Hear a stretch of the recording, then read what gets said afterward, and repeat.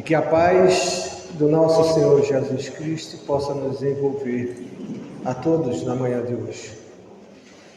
E vamos iniciar a nossa conversa citando um pequeno trecho do Evangelho segundo o Espiritismo, lá do capítulo 13º, que tem como título A Beneficência. Nos diz o texto, começando no item 12: Homens fortes, amai-vos. Homens fracos, fazeis da vossa brandura, da vossa fé, as vossas armas. Sede mais persuasivos, mais constantes na propagação da vossa nova doutrina.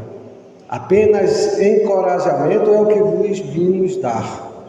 Apenas para vos estimularmos o zelo e as virtudes é que Deus permite nos manifestemos a vós outros. Mas, se a cada um o quisesse, bastaria a sua própria vontade e a ajuda de Deus. As manifestações espíritas unicamente se produzem para os de olhos fechados e corações indóceis. A caridade é a virtude fundamental sobre que há de repousar todo o edifício das virtudes terrenas. Sem ela, não existem as outras. Sem a caridade, não há esperar melhor sorte. Não há interesse moral que nos guie. Sem a caridade, não há fé, pois a fé não é mais do que pura luminosidade que torna brilhante uma alma caridosa. A caridade é, em todos os mundos, a eterna âncora de salvação. É a mais pura emanação do próprio Criador. É a sua própria virtude, dada por Ele à criatura. Como desprezar essa bondade suprema? Qual o coração dissociente, bastante perverso para recalcar em si e expulsar esse sentimento todo divino?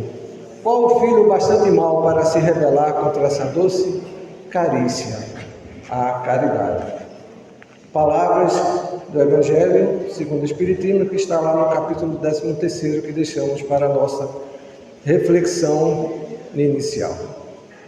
E nós iremos abordar a temática da obsessão e da desobsessão da manhã de hoje. E nós repetimos e voltamos a lembrar que essa se dá, tanto a obsessão como a desobsessão, efetivamente, senão por conta dos fluidos que nos envolvem.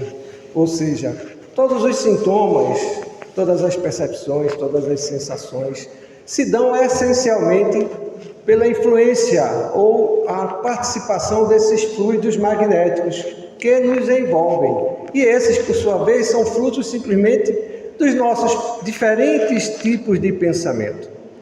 É justamente quando pensamos que emitimos, que transmitimos, que criamos, que produzimos as nossas formas pensamentos. É isso que nos envolve, é isso que nos influenciam, é isso que nos toca. É disso que nós precisamos compreender, que é o nosso pensar onde tudo começa e que a influência que efetivamente nos atinge é fruto simplesmente daquilo que essencialmente alimentamos dentro de nós em nossos pensamentos. Por exemplo, nesse exato momento, sem nos darmos conta, todos nós estamos influenciando ou sendo influenciados uns aos outros. É isso mesmo. Todos nós aqui estamos interligados energeticamente pelos fluidos que emitimos e produzimos.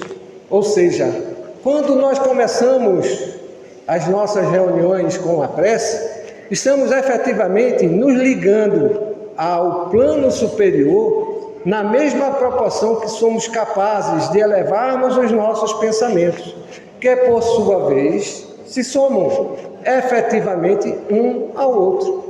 Sem isso, simplesmente não iremos conseguir nos dirigirmos ao alto. Por sua vez, a resposta do alto sempre será na mesma proporção do que cada um possa emitir em força de vontade, em pedido, em aflição, em busca, em sentimento, com fé, buscando aquilo que necessita, aquilo que busca, e segundo a condição efetiva de cada um, todos receberão as respostas do alto. Mas se não quer dizer que se eu ficar calado, eu vou receber porque os outros estão pedindo pela comunidade? Aí está o grande detalhe.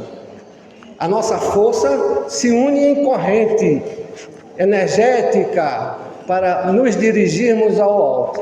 Porém, quando nos silenciamos para a emissão desse sentimento ou dessa busca, por exemplo, na nossa condição de pedir ou na nossa condição mediúnica, embora o alto nos responda para aquela assembleia todo sentimento que efetivamente ou eventualmente alguém possa dirigir, essas respostas serão enviadas a todos. Entretanto, aqueles que se silenciaram para a busca, para o pedido, não vão conseguir ouvir a resposta, que embora seja dirigida a ele também, mas por conta da sintonia e da manifestação do seu pensamento em sentimento, simplesmente não perceberá, não sentirá as respostas que eventualmente possam lhe ser transmitidas.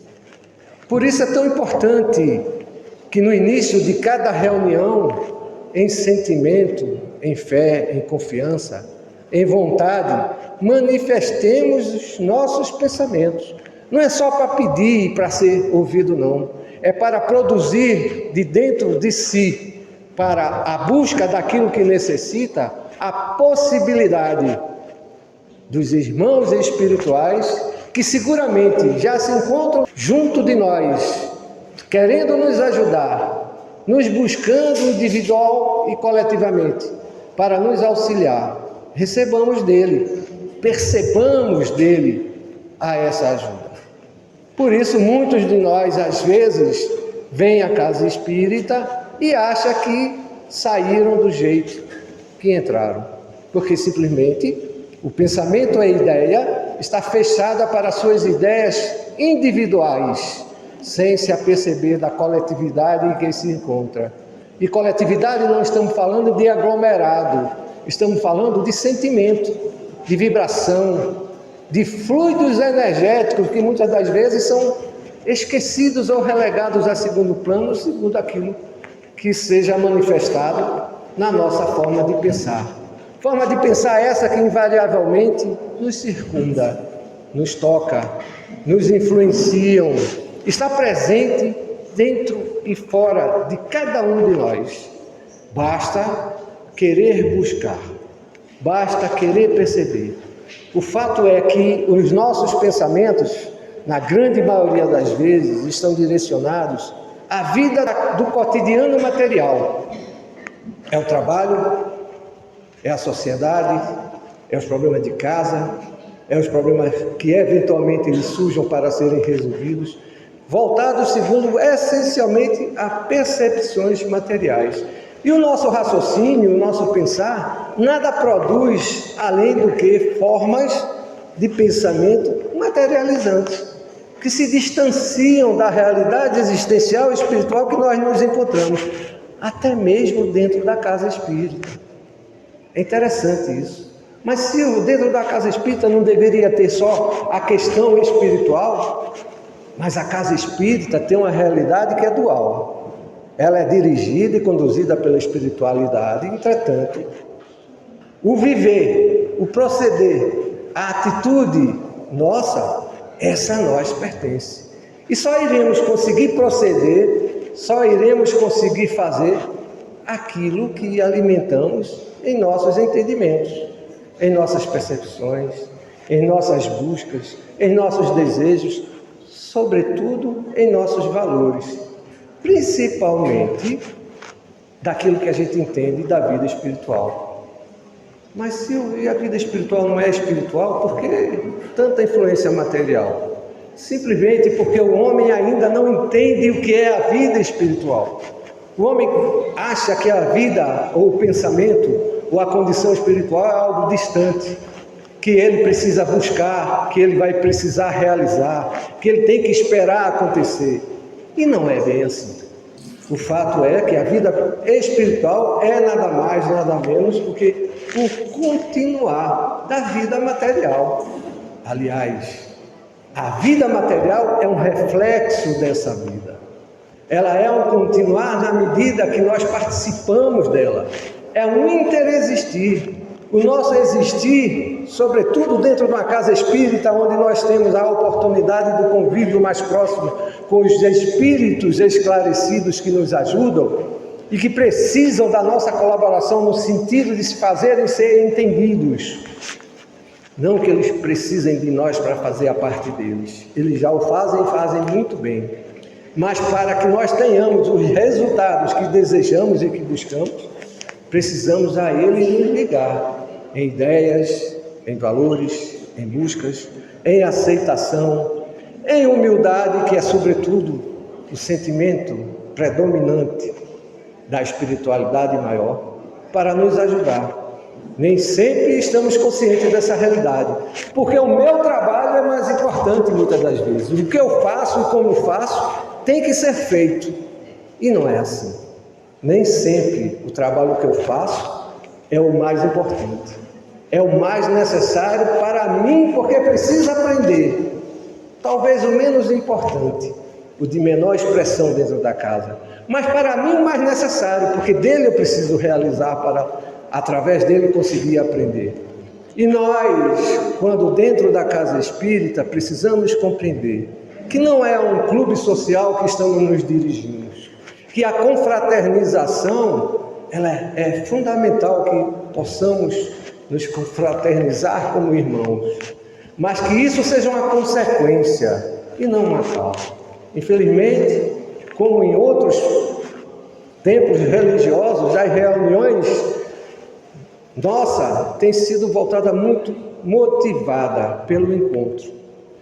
E Jesus é apenas uma justificativa dessa reunião que nós precisamos participar. Quando ele deve ser a causa, ele deve ser o objetivo, ele deve ser a busca e o entendimento que cada um necessita realizar. Por isso, meus irmãos, minhas irmãs, precisamos compreender fundamentalmente que a obsessão é sintonia.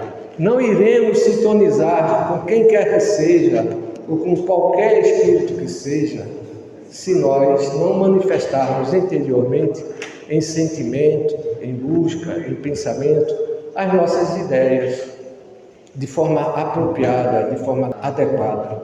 Ou seja, os irmãos obsessores estão junto de nós e não os protetores, porque são a eles que primeiro nós nos ligamos. Os irmãos obsessores encontram espaço, muitas das vezes, dentro da casa espírita, porque os valores externos da vida materializante trazemos para dentro da orientação do templo religioso, quando deveria ser o contrário. Deveríamos buscar aqui, ou em qualquer templo religioso, os motivos das ações de vida que nos propõem uma realização existencial. Para lá fora, via de regra, precisamos aprender dentro da casa espírita um novo proceder, uma nova atitude, que só faz 2000 anos que já foi ensinado, mas que nós não damos atenção adequada. Via de regra, o que a gente faz? A gente traz os hábitos e os costumes da vida social para dentro da casa espírita, e não deveria ser assim.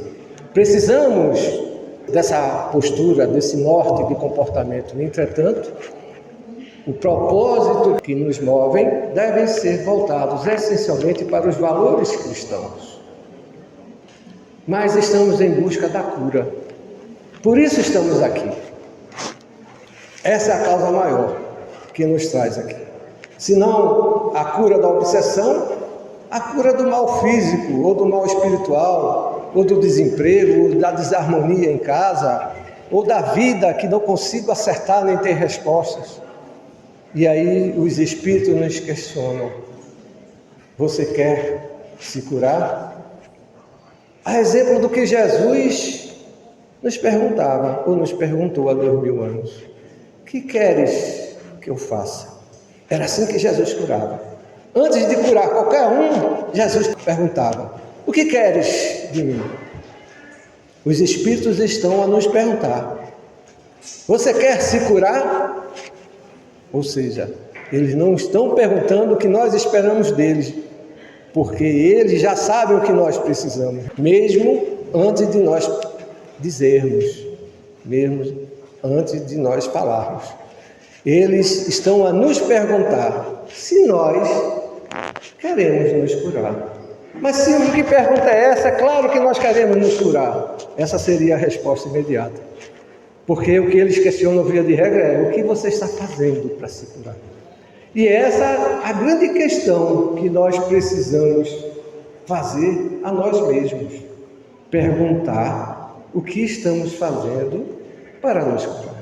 Mas Silvio, eu já estou indo à casa espírita, eu estou na reunião de desobsessão, eu quero melhorar, eu quero curar. Muito bem, mas isso é o bastante? Você está seguindo as informações e a orientação do que está lhe sendo transmitido, do que está lhe sendo informado? Sim, porque simplesmente está tudo dentro de nós. A cura ou a doença. A doença ou a cura. Você escolhe o que quer fazer, o que vai fazer e o que pode fazer. Está essencialmente dentro de nós. Ah, Silvio, quer dizer que eu não preciso dos espíritos ou de um médico ou de quem quer que seja? Precisa. Tanto precisa que você está doente, que está indo buscar as informações, as orientações, tomando passe, buscando a orientação espiritual, indo para a maca fazer uma cirurgia espiritual. Tanto que nós buscamos isso, por isso precisamos sim da ajuda de orientação de alguém, seja material ou seja espiritual. A grande questão é o que você está fazendo para se melhorar. E os Espíritos nos dizem muito claramente que retirar as nossas máscaras é o nosso grande desafio. Silvio, que máscaras são essas? Porque eu não estou me enganando, eu não estou me disfarçando de ninguém. Mas as máscaras que a gente veste diariamente em nosso cotidiano é a relação do conviver social que demonstramos ser aquilo que não somos. Que o que desejamos não estamos buscando realizar da forma que se deveria realizar. É aquilo que nós queremos que seja realizado. Essa é a grande máscara que muitos de nós ainda não entenderam. Porque o meu proceder é sempre adequado, é sempre necessário, é sempre o certo, da forma que eu entendo, do que deve ser feito e como precisa ser feito. Mas a realidade das causas, essa nem sempre eu busco, nem sempre eu consigo entender. O que falta é humildade sincera para a necessidade da realização do tratamento efetivo. Não só das nossas obsessões, como também de qualquer patologia, de qualquer problema de saúde que eventualmente nós precisamos ou estamos a nos trabalhar. O que nós precisamos aprender a realizar é a mudança de atitude. Mudança de comportamento, mudança do pensar, não para ser pessoas diferentes, mas para agir de maneiras melhores do que agimos. Porque de fato só agimos, só transmitimos atitudes por reflexo daquilo que somos interiormente. E é a nossa essência interior, tudo o que está dentro de nós, que precisa ser compreendido e trabalhado, e entendido, para poder se transformar nas maneiras e formas apropriadas de vida que viemos aqui experimentar e melhorar. O grande fato é que nós vivemos numa realidade de acomodação, esperando alcançar realizações perenes, numa vida que é essencialmente transitória. Ou seja, desejamos manutenção de vida, sustentação de realidade no mundo transitório. Será que vamos conseguir sustentação num ambiente, numa realidade que a única coisa constante é a mudança? Porque é isso que é a realidade de vida. A vida é uma constante de mudanças, estamos a todos os instantes mudando. Só que nós não queremos mudar a nossa atitude. E a doença chega, a obsessão bate a porta. E sem não nos apercebermos, queremos nos desvencilhar dessa realidade. Queremos que afastem os obsessores. Queremos nos livrar do mal que nos aflige. e não nos damos conta que eles nos afligem para nos chamar a atenção daquilo que precisamos mudar, mas não queremos nos mudar, queremos mudar a Ele. Como posso mudar o efeito se eu não trato da causa? Se a causa sou eu mesmo, na minha maneira de agir, na minha maneira de proceder, na minha maneira de pensar, na minha maneira de dirigir-me ao meio onde vivo, como vou conseguir algum tipo de mudança se essa maneira não é trabalhada, entendida e compreendida? Se continuo desejando, mas agindo como dantes, como sempre agi. Ou seja, a atitude de cada um é o que nos levará ao pico mais alto da montanha ou ao fundo do poço, ao buraco existencial. A palavra é a mesma, a direção é a escolha, de onde poderemos nos dirigir ao alto, em busca do alto, e esse requer esforço, requer estudo, requer busca, requer iniciativa, ou preferimos descer a ladeira, rumo abaixo, porque essa é mais fácil, até a gravidade ajuda a gente a descer. E quando estamos ladeira abaixo, não nos damos conta que a culpa é nossa e de mais ninguém. Por isso a necessidade da mudança de atitude. Ou você se ajuda, ou nada acontecerá. E os Espíritos já nos dizem isso de forma muito objetiva, muito clara. É a atitude pessoal de cada um que vai influenciar nas respostas. A ajuda espiritual vem, não tenham dúvida disso. Jesus está há 2000 anos nos ensinando as mesmas coisas, mandando e enviando seus mensageiros em épocas diferentes, mas para repetir de maneiras diferentes, para ver se a gente entende aquilo que ele nos disse há 2000 anos. Só que a gente continua agindo de forma semelhante, como há 2000 anos, rechaçando, encontrando justificativas, encontrando modismos, encontrando aquilo que nos é mais conveniente na compreensão daquilo que entendemos ou não entendemos ser vida, porque a essência para nós é simplesmente resultado daquilo que o fruto pode nos dar, quando é justamente o contrário, é o fruto que nos reflete a essência. Invertemos as situações, invertemos as condições de vida. E Paulo, o apóstolo, nos fala isso de forma muito objetiva, lá em Romanos, capítulo 12, versículo 2, quando ele diz: não vos conformeis com este mundo, mas transformai-vos pela renovação da vossa mente. Ou seja, é Paulo já falando há quase 2000 anos atrás. Meus irmãos, é a reforma íntima, é a mudança de atitude, é a busca interior, que cada um necessita empreender. As coisas já estão ditas, as verdades já esclarecidas, as possibilidades já informadas.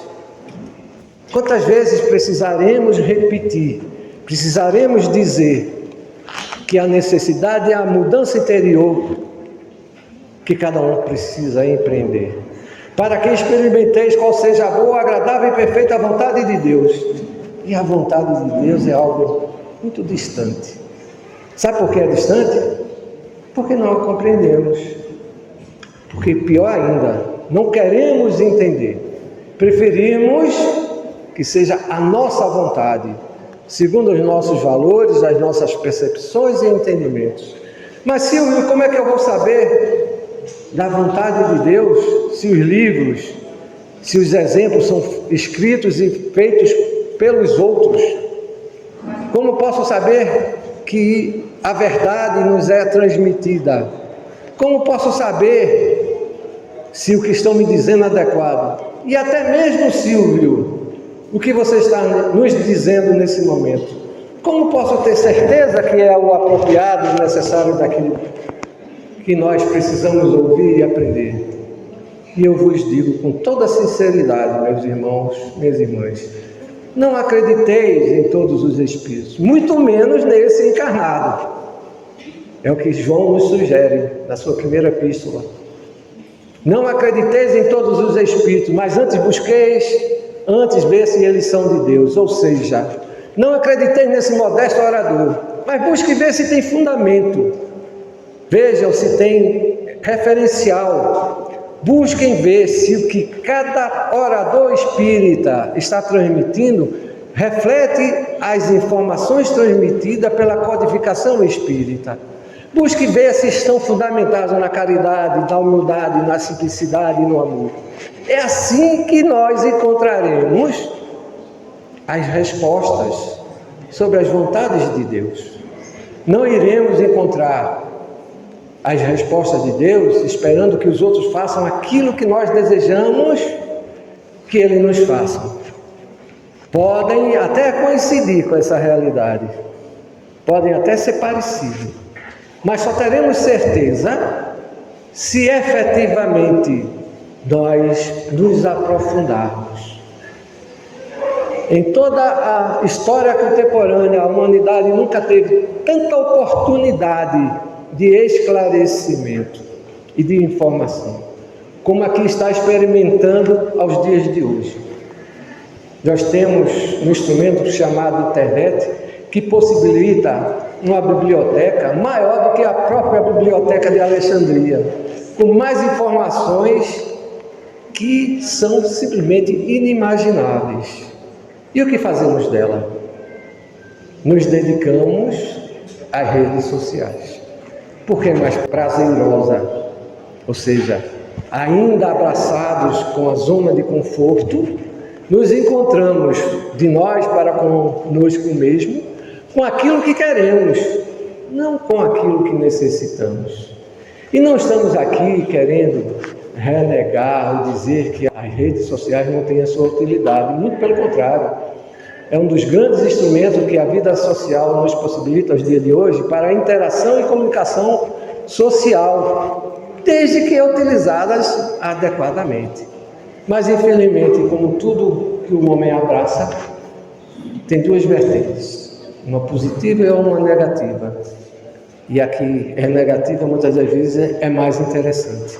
E é isso que Paulo está nos dizendo: não vos conformeis com este mundo, mas transformai-vos pela renovação de vossa mente. Ou seja, não se acomodem, não se deixem levar pura e simplesmente pelo que o mundo imediato da vida material lhe proporciona. Paulo tenta nos ensinar, aos termos de 2000 anos atrás, aquilo que é tão atual, que é tão presente. Entendermos a vontade de Deus, não por esse mundo, porque o que esse mundo nos traduz, efetivamente, na realidade, são condições necessárias à nossa existência. Entretanto, não é só da vida material que nós necessitamos, tanto é que estamos obsediados, tanto é que estamos com algum tipo de doença. Por isso que muitas das vezes estamos insatisfeitos, incompletos, porque simplesmente a vida espiritual é algo distante. Distante porque nós o colocamos distante. Não conseguimos compreender ou aceitar que a vida espiritual é um verdadeiro momento de vida presente, ou uma oportunidade de interação que é relegada a segundo plano, porque o material, o imediato, é mais prazeroso, é mais fácil, é mais confortável. E a zona de conforto é o que eu quero. Será que a zona de conforto é o que eu preciso? Mas se ninguém quer coisa além da zona de conforto, ninguém quer renegar segundo plano a zona de conforto. E não estamos dizendo isso. Estamos dizendo ou querendo dizer que devemos dar importância à zona de conforto, mas não por acomodação, mas pela segurança que efetivamente possamos nos proporcionar, mas que não nos esqueçamos das nossas responsabilidades, possibilidades e fundamentalmente do nosso destino, que é isso que propõe a doutrina dos Espíritos, que é isso que, por menos que entendido seja, Deus permite que os nossos irmãos obsessores de nós se aproximem, porque eles estão junto de nós essencialmente porque nós nos ligamos a eles, muito antes de eles se ligarem a nós. Ou seja, é a zona de conforto que me deixa na mediocridade, ou insatisfeito, ou impotente, ou na dependência de quem quer que seja, ou de qualquer coisa que seja. A inércia que não me traduz nada, o medo que me faz enclausular da minha realidade de vida. Quando nossas práticas diárias deveriam ser voltadas para o esforço pessoal que cada um deve empreender em busca das suas realizações. Ou seja, nas nossas práticas diárias, devemos buscar sim aqueles momentos de descanso, de repouso, mas que não possamos esquecer os esforços em que precisamos empreender em busca do nosso movimento, dos nossos sonhos, das nossas possibilidades, da nossa paixão, das nossas felicidades, porque essas não serão frutos da inércia ou da insatisfação ou da dependência que eventualmente possamos dedicar ou usufruir em nossas vidas. Porque, sobretudo, meus irmãos, é preciso compreender que nós não temos como nos esconder da nossa própria vibração. Lembram lá no iniciozinho da nossa conversa, quando dizemos que a obsessão nada mais é percebida ou sentida ou acompanhada ou sofrida quando os fluidos nos tocam ou nos atingem, fluidos esses produzidos pelos nossos pensamentos. E é isso que vai acontecer com cada um de nós, é o que acontece contundentemente com cada um de nós. Não há como nos esconder das nossas próprias vibrações. Essas formações mentais que criamos em torno da nossa realidade é o que nos acompanham diariamente. Aquilo que experimentamos e vivenciamos no nosso dia a dia, nada mais é fruto da nossa realidade interior, que de uma forma descuidada, que de uma forma sem o devido cuidado, acontece e colaboramos para que se permita e aconteça. Somos ajudados pelos nossos irmãos espirituais maiores, que nos ajudam, que nos estimulam a ajudar a outros irmãos que ainda não aprenderam aquilo que nós estamos tentando aprender. Ou seja, a ajuda espiritual do alto vem por caridade, por amor, mas para nos ajudar a ajudarmos a outros. E via de regra, o que é que a gente quer? A gente quer a cura da obsessão, a gente quer a cura da doença, a cura do câncer, a cura da personalidade, das sociabilidades, das realidades existenciais. Mas quando se trata da ajuda, essa a gente deixa para depois. Quando na realidade é o grande estímulo que nós temos em demonstração de atitude para merecermos. É a grande prece existencial que podemos dirigir ao alto no nosso comportamento e atitude em detrimento do próximo. Isso é caridade. Caridade é prece em ação. Já ouviram essa frase? Campanha do Quilo, por exemplo, é uma prece em ação. Estamos trabalhando em detrimento do próximo. E é isso que mais falta a todos nós. Por isso nós nos encontramos, via de regra, obsediados. Não é o sofrimento que eleva, mas nosso comportamento diante dele. Ou seja, o sofrer por sofrer só vai sentir dor, mágoa, cada vez mais se aprofundar na realidade difícil. Mas a reação diante desse sofrimento é o que vai me fazer diferente, é o que me vai fazer elevar, é o que me faz vencer a doença ou a obsessão. A cura vem através da espiritualidade, sim. Mas de que adianta? A espiritualidade muitas das vezes me cura, mas eu saio da maca, ou saio da sala de reunião de desobsessão e estamos a repetir as mesmas atitudes, os mesmos comportamentos que atraíram ou que atraem a condição patológica, espiritual ou material que me afeta. O que vai acontecer? Volta tudo novamente. E a proposta que Paulo já nos fez há 2000 anos atrás, de não nos acomodarmos com o mundo material, nós relegamos a segundo plano porque achamos que é coisa de religioso piegas, sem compreender a necessidade do chamamento e da sugestão nos dada. Cada pensamento é energia lançada no além, ou seja, aquilo que nós pensamos, aquilo que transmitimos, estamos criando para a nossa condição existencial e que iremos levar invariavelmente para a nossa vida espiritual, ou seja, um umbral que eventualmente poderemos nos despertar ao acordar no mundo espiritual, nada mais é consequência dos pensamentos alimentados interiormente durante a vida material. O assunto obsessão é extremamente vasto e temos muita coisa para transmitir. Amanhã de hoje é a mensagem que nós trouxemos para transmitir aos irmãos. Muita paz para todos e passamos